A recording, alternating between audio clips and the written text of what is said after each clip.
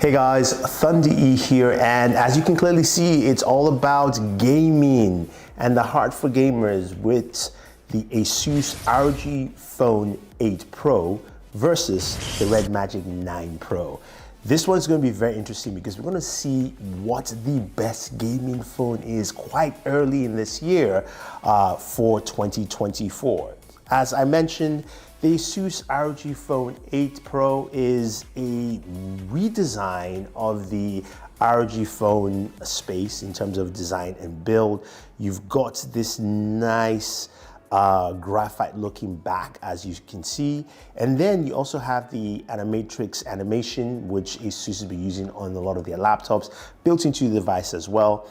And of course, a brand new camera hump. That is where Asus talks about going beyond gaming here with the camera sensors you will find on the regular, Zen phone devices. You can find it here on this gaming device. Now, this shouldn't be lost that this is not a gaming device because it's packed with a ton of features. You've got the Snapdragon 8 Gen 3. You've also got the new ultimate cooling with some very interesting cooling layers set up on this device to make sure that your cooling is solid. You've got shoulder triggers as well, and you've got two USB ports, one on the side and of course one on the back, plus a headphone jack. So everything you need for that gaming performance. Now, don't think that the Red Magic 9 Pro is a slouch in every respect. This thing looks absolutely lovely. It comes in 3 different color variants. I do have the transparent black here. As you can see, it clearly says Snapdragon 8 Gen 3 on it.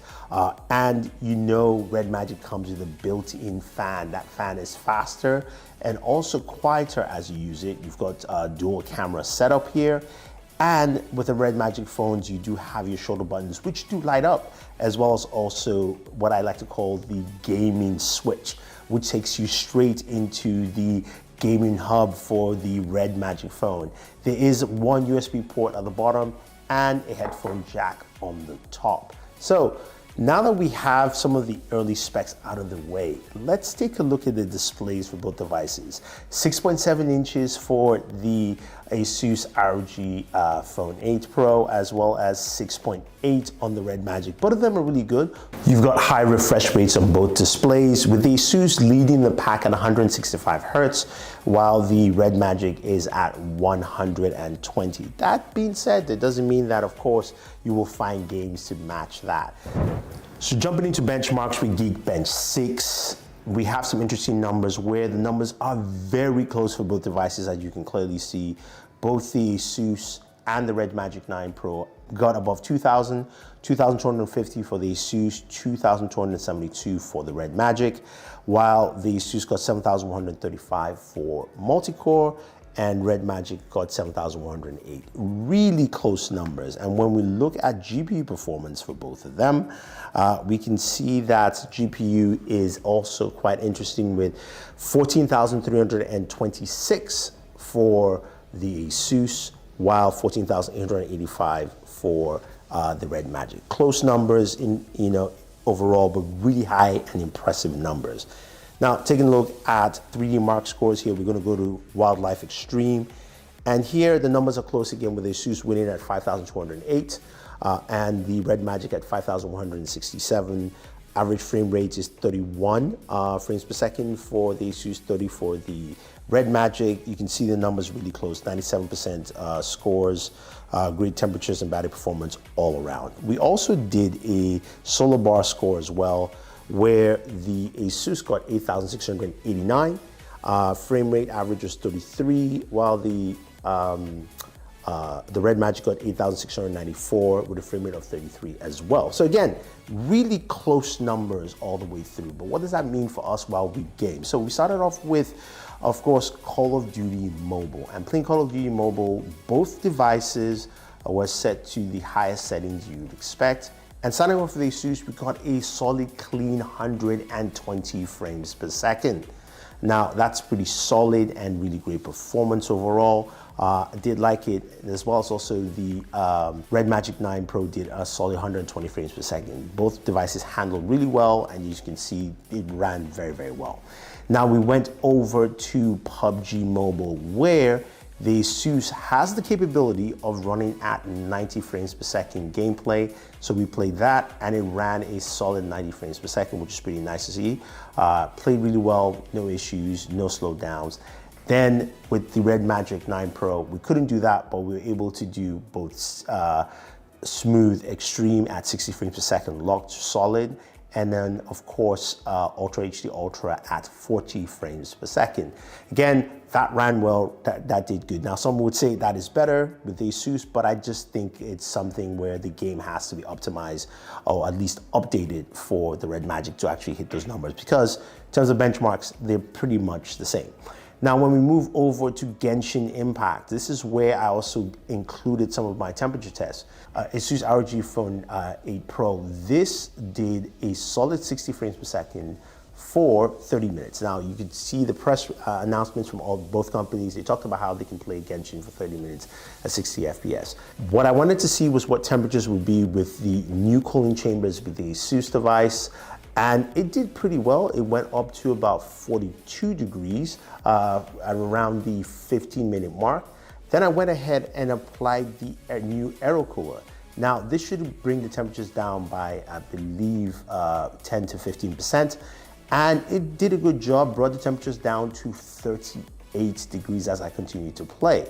And it stayed at 38, going through another 15 minutes of gameplay. So I think with the cooler on, you will get that solid cool temperature at around 38 or slightly lower. And I think it dipped down when I switched from Genshin Impact to about 34. Now, what about the Red Magic 9 Pro, which has that built-in cooler there? Now, once you start playing, usually you can set the coolers to turn on once you fire up a game or whatever situation you want to. Also in the case, you can use the cooler while you are charging your device, keep your device cool.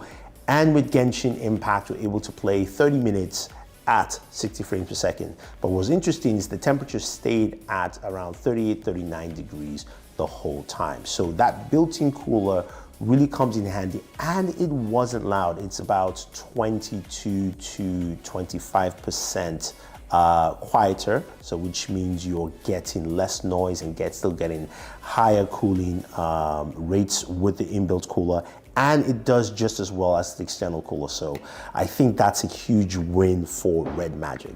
Now, both devices do have game centers you can go into, which is quite interesting, giving you a lot of customization in there. Now with the Asus ROG Phone 8 Pro, you can tap the X button and that takes you into the console mode where you can select different options for your performance, dynamic or ultra. You can also go into the Anime Vision, which is the of course, the animated logos behind your device, which gives you a bunch of customizations there where you can have customizations for music, notifications, charging, the ROG logo screen on and off while you're gaming, recording, all those things built in. Also have customizations for your aero cooler as well.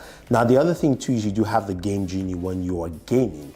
And this also gives you more customizations. You can pull that from the either top or left right-hand corner, and that gives you the ability to customize, say, like the on-screen FPS counter. You can also turn off notifications. You can add in a cursor. There are many functionalities built into this, and that's pretty nice. Now, with the Red Magic 9 Pro, you do have something similar, but Red Magic also has that game button on the side, which is really cool. That slider works well with no matter where you are, you want a game, you hit the slider, and then it takes you straight into the game center. The Red Magic Game Center allows you to customize everything for each game, fully customizable, and also some really great plugins, including one for Diablo mode, which is a higher performance mode that moves your clock speed up to 3.3 gigahertz per second. And it has similar features when you go into your game where you can swipe from the left twice, and that will bring up your in-game menu, and you can do a lot of customizations with the trigger buttons as well as some of the game functions as well, which is pretty nice. Now, some of you ask about emulators. Now, Snapdragon 8 Gen 3 runs emulators really well, and you only see that performance all the way through. Looking at PSP emulator playing God of War there, it ran well on both the Asus as well as the Red Magic, 60 frames per second, 10x resolution on both devices, really solid. You can see how well it handles on the Asus, as well as also the Red Magic. And moving over to the GameCube emulator, Dolphin emulator, played F-Zero GX, which ran at 60 FPS, as well as also Star Wars Rogue Leader, which also ran at 60 FPS, although I did have to drop it down to 1080p for those two GameCube games, which also did the same on the Red Magic as well. So performance for emulators for both of them were really solid, and I think a lot of people will like that. Now, as you're gaming, audio is really important, and I want you guys to take a listen to the speakers of both devices to see how well they sound.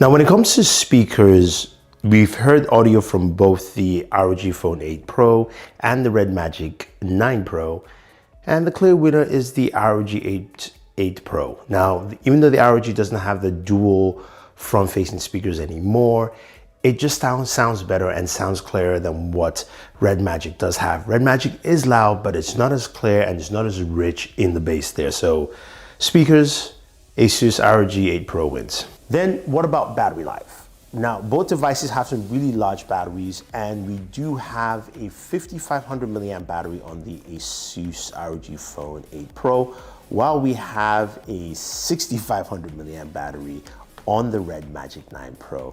And that 6500 milliamps really showcases on the Red Magic. That battery lasts a really long time, and it is great for all use cases. So in terms of battery life, it takes the cake here, even though the Asus Red Magic 8 Pro has a really good battery. So the last thing I want to talk about are the cameras. Now, the Asus has talked about how they've actually gone past gaming and giving you flagship cameras on your device. So I want to see how it stands against the Red Magic 9 Pro. Now, Red Magic also has something very interesting where they have an under-display camera in the front. And I'll just say this right now, let's just stop doing that until we perfect that technology, because the camera, even though it is better than what I've seen in the Galaxy Fold, it's still not great. It doesn't compete with the Asus, and it's just something that shouldn't be on any device till it's improved. But what about the rear cameras? Let's take a look at some of the images and video from them.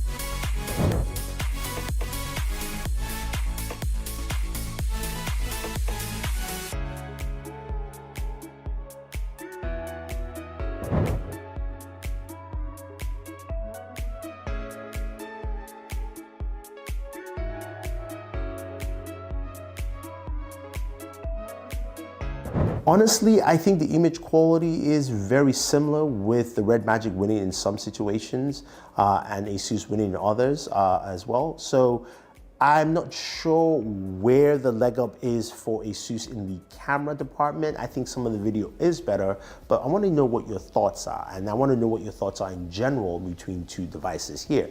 Do you think the Asus ROG Phone 8 Pro is still the leader in mobile gaming smartphones, or do you think that the Red Magic 9 Pro has taken that crown, especially early on in the year? Now, the reason I say that is also when you look at price. The Asus ROG Phone 8 Pro is priced at $1,099, while the Red Magic, you can get it for about $920. Now, Asus also goes up to 24 gigabytes of RAM, 1 terabyte of storage. So let me know your thoughts, guys. Who do you think won this battle vid? Don't forget to like, share, subscribe, and always enjoy your entertainment.